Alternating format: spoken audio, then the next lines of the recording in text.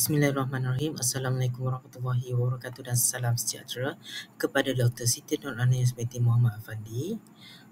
Saya Muhammad Edi Ridwan Birosri, nombor kad matrik C22A0185. Hari ini saya akan membentangkan poster bagi yang bertajuk Syair Kelebihan Ilmu melalui Teori Pengkaedahan Melayu menurut Hashim Awang. Bagi latar belakang, Syair Kelebihan Ilmu merupakan karya puisi tradisional Melayu yang menonjolkan kepentingan ilmu sebagai asas kehidupan yang sejahtera dan bermakna. Ditambahan pula, syair ini telah disiarkan dalam majalah Pengasuh tahun 1922 oleh Zaba dengan menyampaikan mesej tentang kepentingan ilmu dalam pelbagai aspek kehidupan. Justru kajian ini diambil sebagai menganalisis syair kelebihan ilmu dengan menyerap teori pengkaedahan Melayu menurut Hashim Awang tahun 1989. Oleh itu, dengan pemilihan pengkaedahan Melayu ini adalah penting untuk menelusuri makna, nilai dan falsafah dalam syair ini berdasarkan acuan pemikiran sastra Melayu Islam.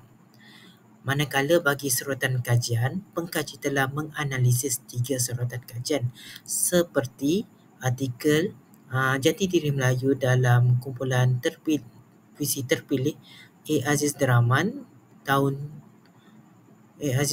Analisis Teori Pengkaedahan Melayu oleh Saidatul Azam Kamaruddin tahun 2017, keluaran Universiti Putra Malaysia. Kajian ini meneliti jati diri Melayu dalam kumpulan puisi Suara Gunung Kehidupan dan Gelora Nurani karya Aziz Deraman dengan menggunakan pendekatan teori pengkaedahan Melayu oleh Hashim Awang. Berdasarkan kajian ini, menganalisis kandungan dan kepastian 3 aspek utama jati diri Melayu, bahasa, agama dan budaya. Hasil kajian ini mendapati bahawa puisi-puisi Aziz Deraman menampilkan ketulinan jati diri kemelayuan yang berfungsi sebagai iktibar, peringatan dan nasihat kepada masyarakat. Hal ini selari dengan prinsip teori pengkaedahan Melayu yang menekankan nilai moral, etika Islam dan konteks budaya dalam penilaian karya sastra. Justru penyair Aziz Deraman ini juga memperlihatkan kekuatan jati diri Melayu yang menetapkan yang mantap dan relevan dalam pengukuhan nilai bangsa. Seterusnya, bagi teori kajian, pengkaji telah memilih teori pengkaedahan Melayu yang diperkenalkan oleh Hashim Awang tahun 1989.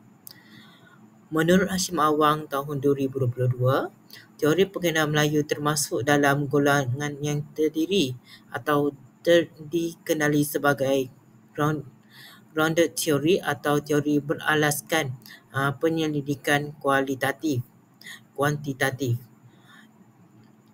Berdasarkan teori ini dipecahi kepada 2 pengkaedahan, iaitu pengkaedahan alamiah dan pengkaedahan keagamaan yang berfungsinya saling berkaitan dengan suatu sama lain.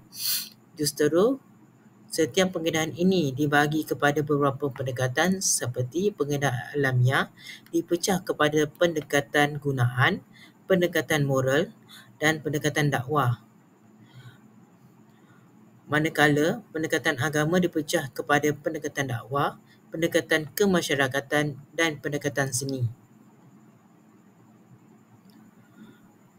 Bagi analisis kajian, pengkaji telah menganalisis puisi kelebihan ilmu berdasarkan teori pengkaedahan Melayu yang terdiri daripada pendekatan dakwah, pendekatan seni dan pendekatan moral. Bagi analisis pertama, iaitu pendekatan dakwah keagamaan, berdasarkan syair ini menggambarkan ilmu sebagai unsur kepentingan dalam kehidupan agama, iaitu penerangan jalan hidup atau penerangan jalan ke syurga, Perenggan 5 baris 1, Menurut pandangan Hashim Awang tahun 1989, menegaskan bahawa karya sastra Melayu sering mengandungi unsur dakwah yang menyampaikan nilai tauhid dan keimanan secara halus. Manakala yang kedua pula, pendekatan moral alamiah berdasarkan syair ini menggambarkan ilmu sebagai teman ketika seorangan dan penghibur dalam kesedihan, mencerminkan nilai moral seperti keazaman, kesetiaan dan budi pekerti.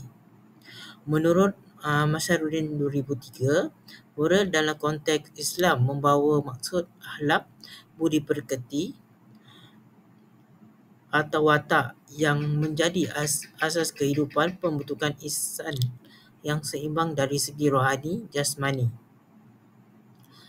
Manakala yang terakhir, pendekatan seni iaitu gabungan antara pendekatan keagamaan dan pendekatan alamiah.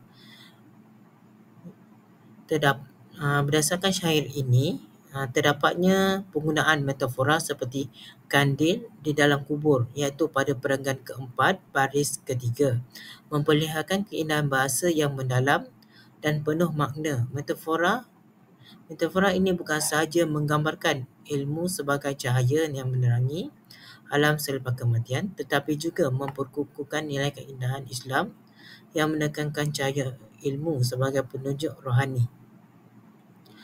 Dan akhir sekali, bagi kesimpulan, syair kelebihan ilmu ini bukan sahaja karya puisi biasa, tetapi syarat dengan unsur keagamaan, moral dan estetika.